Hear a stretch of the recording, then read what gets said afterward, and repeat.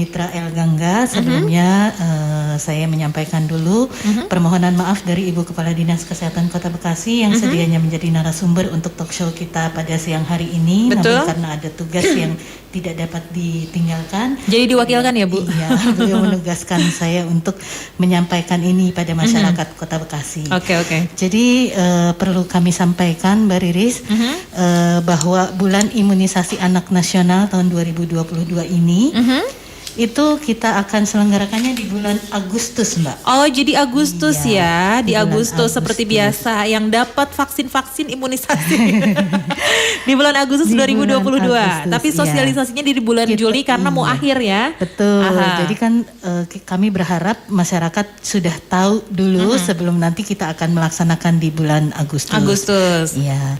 Jadi mungkin sedikit saya ceritakan dulu ya, Mbak Riris, silakan, latar Dok. belakangnya kenapa kita ada bulan imunisasi anak nasional gitu ya. Silakan. Jadi latar belakangnya adalah terjadinya penurunan cakupan imunisasi yang signifikan sejak pandemi COVID-19.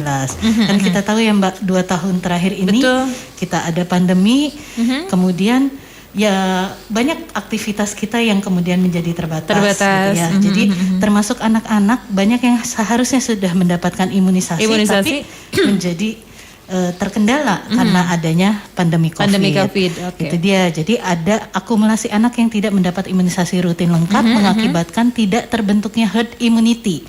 Sangat berpotensi terjadi kejadian luar biasa bahkan wabah. Nah, mayoritas wilayah Indonesia ini beresiko tinggi terjadi penularan virus campak dan polio dan telah terjadi peningkatan kasus yang signifikan di awal tahun 2022. Kasus difteri yang dilaporkan juga semakin meningkat.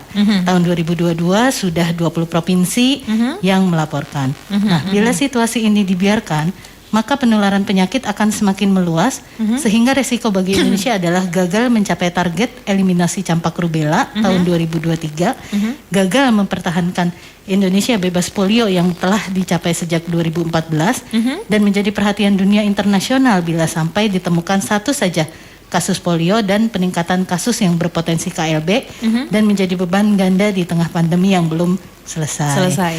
Nah, untuk menanggulangi masalah-masalah tersebut, jadi berdasarkan rekomendasi para ahli, dilaksanakanlah bulan imunisasi anak nasional. Dilaksanakan secara bertahap. Jadi tahap pertama waktu itu dilaksanakan di bulan Mei 2022. Oh, sudah berarti ya bulan Mei ya. Iya, tapi untuk wilayah di luar Jawa dan Bali. Oh, di luar Jawa dan Bali. Karena ini kan program nasional ya, Mbak.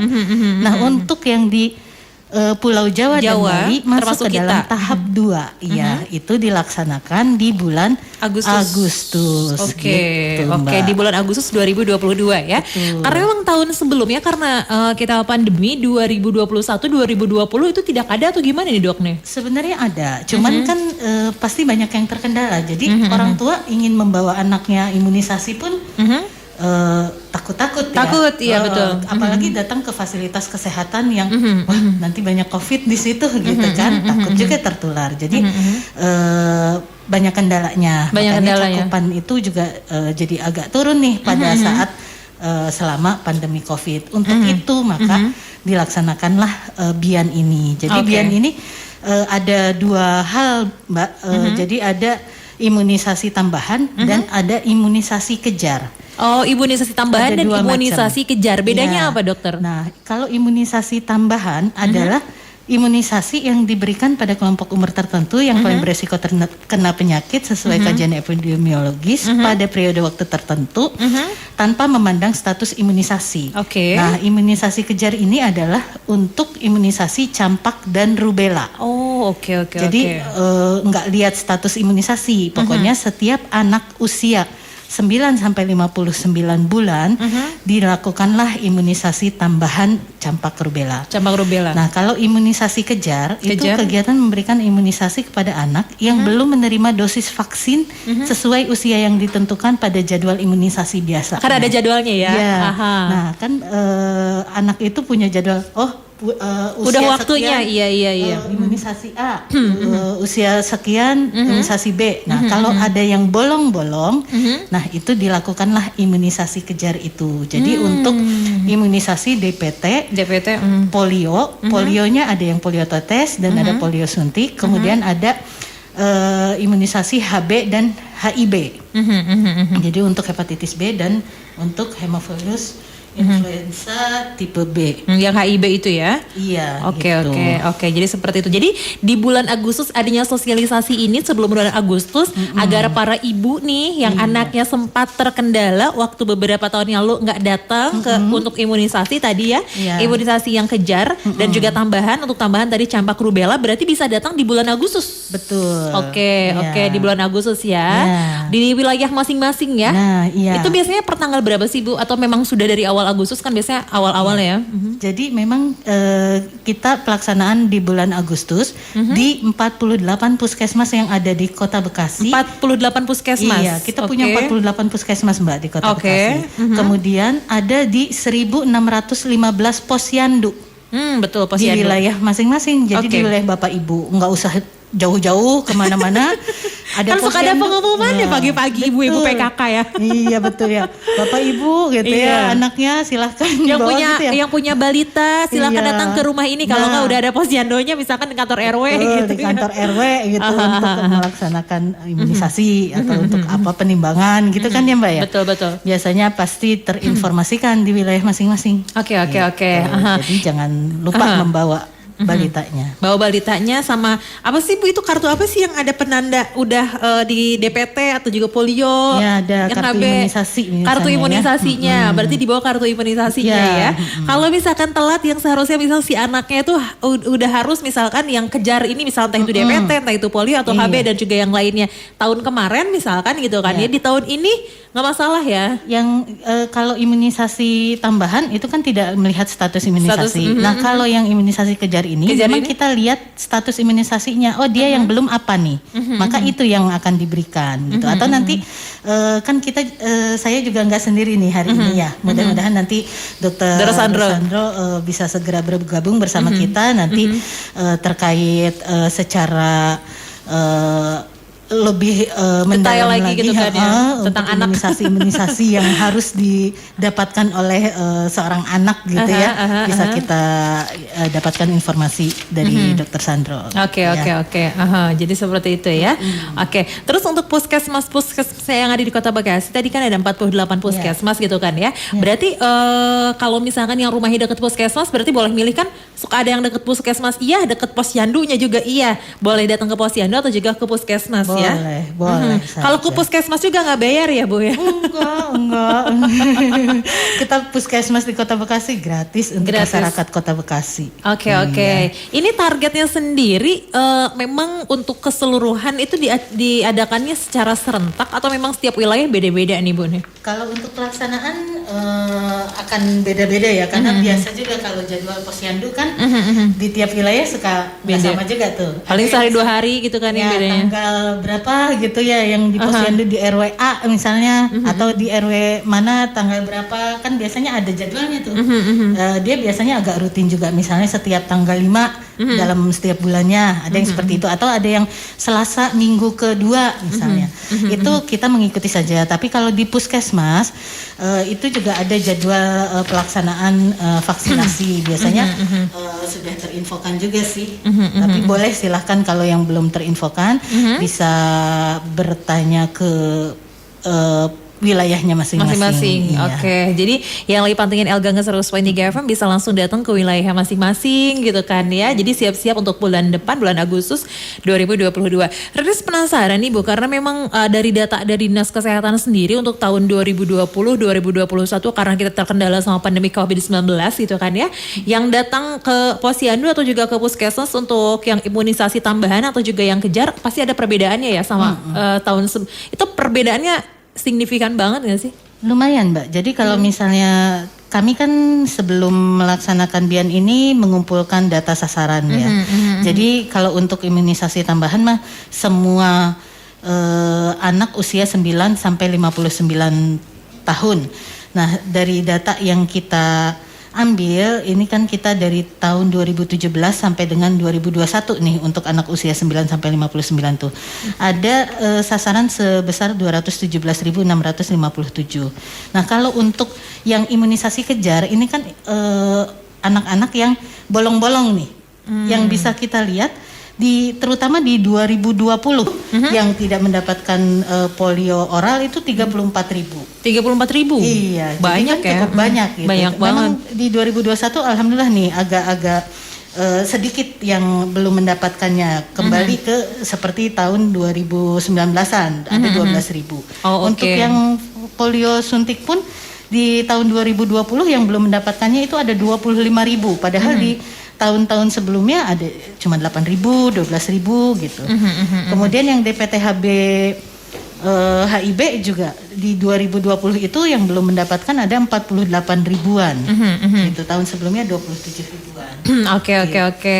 Berarti ini kalau misalkan dari data sendiri 2020 pas awal-awal pandemi, tahun awal pandemi, itu ternyata yang tidak mendapatkan itu lebih banyak ya dibanding dengan tahun 2021 ya. Mudah-mudahan di 2022 ini semuanya ya. Yang belum gitu kan, yang sempat tertunda beberapa tahun yang lalu karena memang pandemi ya Bu ya. Oke, baik. Dokter Vivi barusan sudah ngobrol-ngobrol jelas banget Mitra Siar ya, dari datanya, terus juga tadi kan tentang imunisasi, posyandu, di posyandu dan juga di puskesmas dan lain sebagainya sudah lengkap banget. Sebelum kita break, Riris mau sapa dulu, ada di sebelahnya Dr. Sandro Hasibuan SPA, spesialis anak dari Rumah Sakit Umum Daerah Bekasi Utara atau RSUD Bekasi Utara. Selamat siang dokter. Selamat siang, Mbak. Selamat Sehat? siang juga. Sehat. Alhamdulillah, akhirnya kita bisa ketemu lagi ya. Bisa datang lagi Dokter Sandro ke Elgangan 100.3 FM ya. Tadi kita sudah ngobrol-ngobrol lumayan cukup banyak banget sama Dokter Vivi Mitra. Request mau ke Dokter Sandro Hasibuan, spesialis anak ya, bertanya seputar ini nih Mitra, bulan imunisasi anak nasional ya di bulan depan Agustus 2022.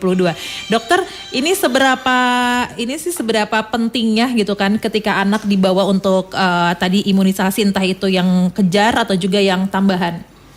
Oh ya, terima kasih atas kesempatannya. Sobat Bekasi, masyarakat Bekasi tercinta, kalau ditanya mengenai seberapa penting, ya sangat penting sekali untuk kesehatan anak. Imunisasi atau kita kadang sebut vaksinasi itu sebenarnya sama saja ya.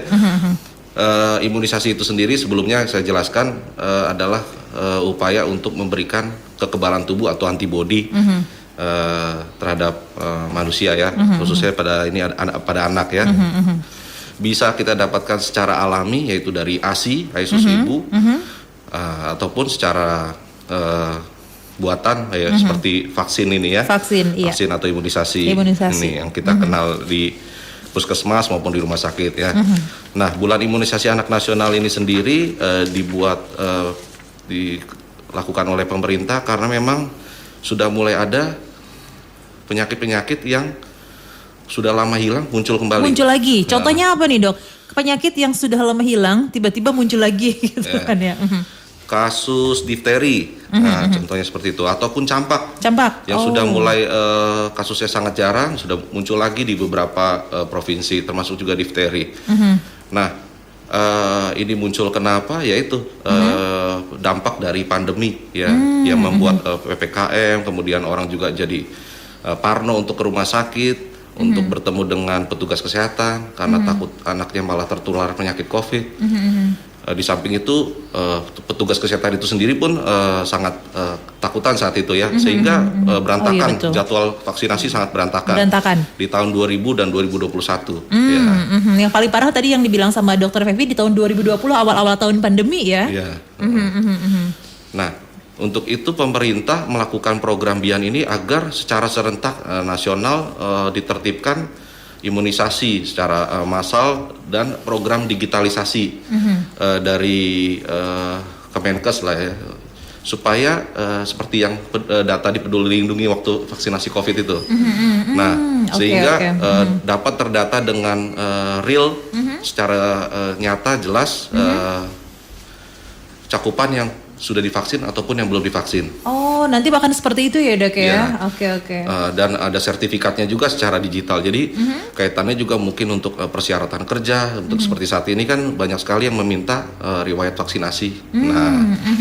Nah, disambung dengan tadi pertanyaan apakah penting? Ya penting, sangat penting sekali. Karena imunisasi itu tadi upaya untuk membentuk kekebalan pada manusia. Dalam hal ini yang secara buatan. Nah, bukan hanya untuk kita supaya tidak terkena penyakit, dalam hal ini penyakit difteri, pertusis, tetanus, hepatitis B, HIV, radang otak, radang paru-paru. Nah, tapi juga mencegah komplikasi yang terjadi apabila kita terkena infeksi penyakit tersebut tadi. Nah, seringkali kami temui gitu di rumah sakit itu pasien-pasien yang kondisi kritis dengan penyakit infeksi dari yang saya sebutkan tadi itu, setelah ditanyakan ternyata memang tidak mendapatkan imunisasi yang lengkap sebelumnya. Oh, oke. Seperti itu. Ya, kurang lebih itu sekarang. Oke, jadi kurang lebih itu. Jadi sangat amat ketika Riris tanya sama Dokter Sandro, seberapa penting ketika kita bawa anak-anak kita untuk ke posyandu untuk imunisasi sangat amat penting banget gitu kan ya, manfaatnya juga banyak. Efek sampingnya ketika tidak diimunisasi lengkap juga sangat berefek samping terhadap si anak itu sendiri. Betul, ya Dok ya. Oke. Terus untuk sebenarnya sih Dok, resiko terkena kayak misalkan orang yang nggak diimunisasi sama orang yang diimunisasi itu resiko terkenanya berapa persen sih? Kayak misalkan contohnya campak atau juga rubella atau juga difteri dan lain sebagainya. Yang apakah memang menjamin itu yang udah diimunisasi itu nggak bakal kena atau gimana? Beda-beda dari setiap vaksinasi atau penyakit ya. Keefikasi atau keampuhan dari suatu vaksinasi terhadap suatu penyakit itu beda-beda. Tapi secara umum vaksinasi yang sudah direkomendasikan oleh dunia ataupun pemerintah itu yang jelas memang sangat memiliki efek ampuh dalam melindungi anak dari terkenanya komplikasi berat apabila terkena suatu penyakit. Jadi apabila dia kena positif, bukan berarti dia punya gejala yang sedang atau bahkan dengan komplikasi berat. Yang ditakutkan seperti contoh apabila dia terkena penyakit influenza atau hemophilus influenza tipe B, apakah dia hanya demam saja atau apabila dia tidak mendapat imunisasi bisa sampai timbul radang otak bahkan radang paru juga seperti itu. Nah itu yang kita hindari komplikasi tersebut sehingga bisa menekan angka kesakitan, angka lama di rumah sakit serta angka kematian anak. Oke. Ya. Tadi kan Riris sempat ngobrol juga sama Dokter Fevi mengenai ini loh yang ke posyandu atau juga yang ke puskesmas ketika 2020 sama 2021 kan ini banyak yang yang nggak datang gitu padahal udah waktunya imunisasi gitu kan ya. Itu kalau misalkan terlambat itu nggak terlalu masalah ya Dok. Yang penting nanti di 2022 bulan Agustus bulan depan harus datang. Ya betul. Makanya itu ada cakupan usianya tadi ya. Jadi kalau untuk yang tadi programnya kan 2 garis besarnya untuk program BIAN atau BIAN Bulan Imunisasi Anak Nasional. Yang pertama tadi imunisasi tambahan sama kejar dan kejar.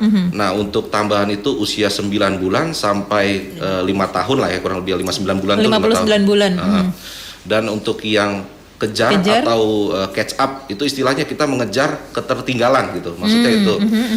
Jadi bagi anak-anak yang belum lengkap imunisasinya yaitu dalam hal ini adalah imunisasi yang pentavalen yang di difteri, pertusis, tetanus, hepatitis B, HIV dan polio.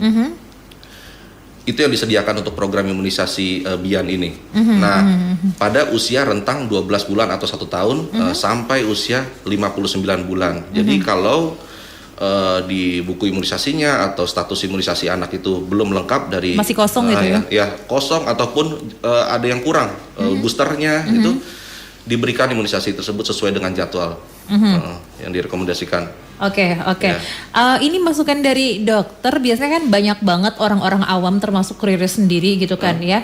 Itu kalau misalkan anak sebelum imunisasi apakah memang harus benar-benar sehat atau kalau misalkan dicek dulu suhu tubuhnya kalau misalnya pas lagi panas atau juga demam tinggi gitu kan ya. Apakah itu di cancel dulu biar nunggu sehat dulu gitu atau memang bisa?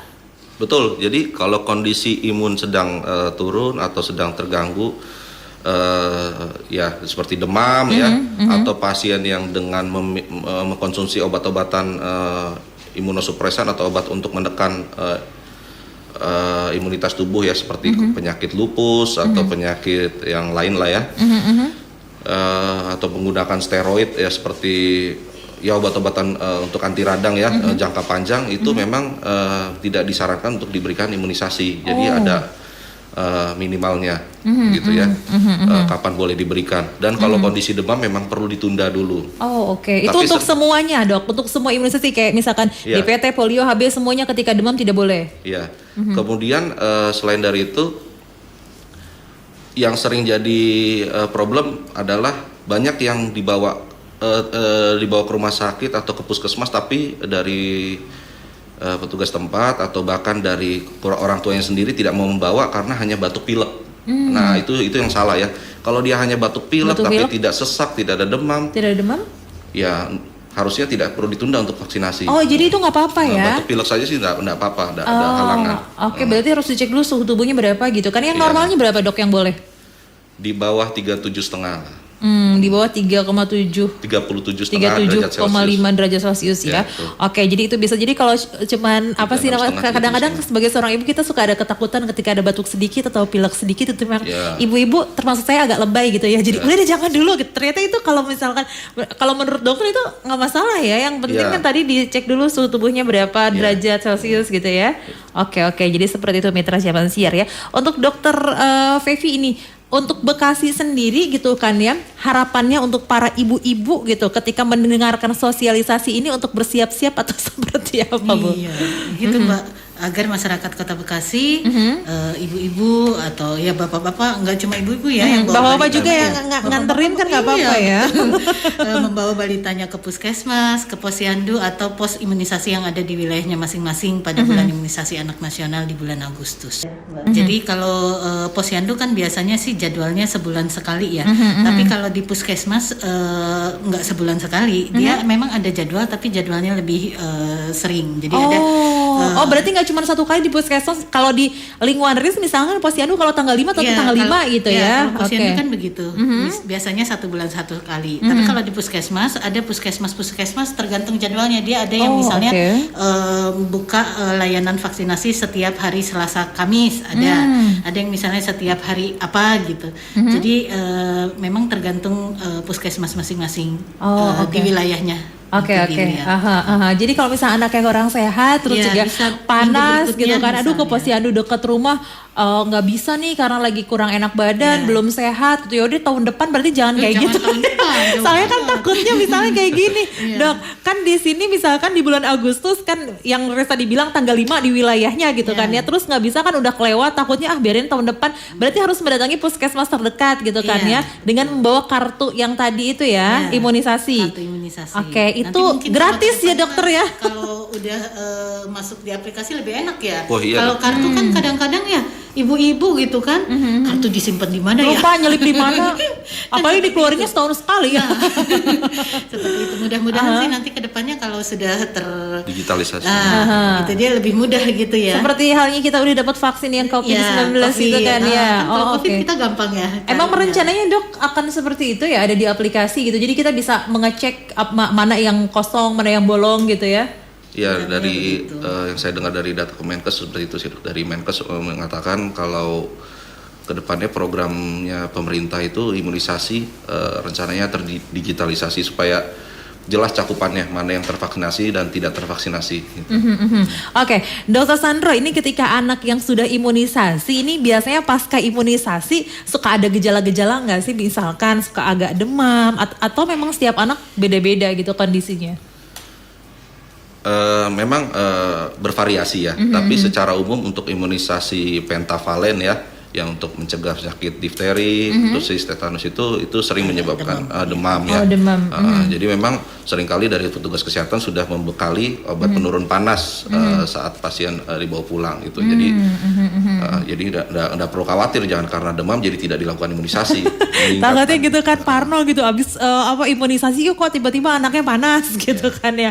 Oke, jadi biasanya suka obat penurun panas atau juga paracetamol itu biasanya diminumnya itu apakah memang nunggu reaksi si anaknya panas terlebih dahulu atau memang panas nggak panas diminumin? Kalau pasien-pasien yang beresiko seperti yang dia sering kejang demam atau dia penyakit dengan epilepsi itu bisa diberikan sebelum demam.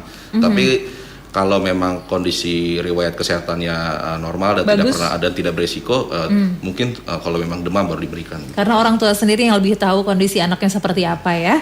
Oke. Hatur nuhun buat semua yang sudah gabung di 0811861003. Pada Riz nggak buka WhatsApp tapi ada yang WhatsApp, nggak apa-apa Dok ya. Ini disampaikannya sama dokter pertanyaannya.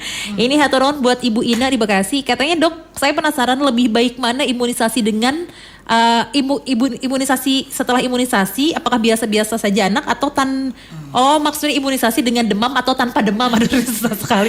Tadi kan kita ngobrol-ngobrol seputar pasca imunisasi. Tadi kan setiap anak beda-beda, ada yang demam, ada juga yang tidak gitu kan ya. Katanya lebih baik mana imunisasi dengan demam atau tanpa demam? KIPI atau kejadian ikutan pasca imunisasi. Jadi segala sesuatu kondisi yang terjadi setelah imunisasi itu sifatnya bisa koinsidens, bisa juga karena efek dari imunisasi itu sendiri, dan berbagai hal. Nah, kalau itu tadi saya bilang secara umum, jadi kan udah dilakukan penelitian apabila diberikan vaksinasi secara massal itu sebelumnya sudah penelitian yang panjang, iya betul, dan dilihat tidak asal-asalan ya, tidak asal-asalan, jadi nggak perlu khawatir. Jadi tidak hanya dilihat dari efeknya imunisasi itu apakah menghasilkan antibodi yang cukup, tapi dilihat juga efek sampingnya terhadap banyak orang yang sudah diteliti. Nah, kalau tadi imunisasi yang paling sering menyebabkan demam yang tadi saya bilang pentavalen. Yang mengandung 5 komponen itu memang sering menyebabkan demam.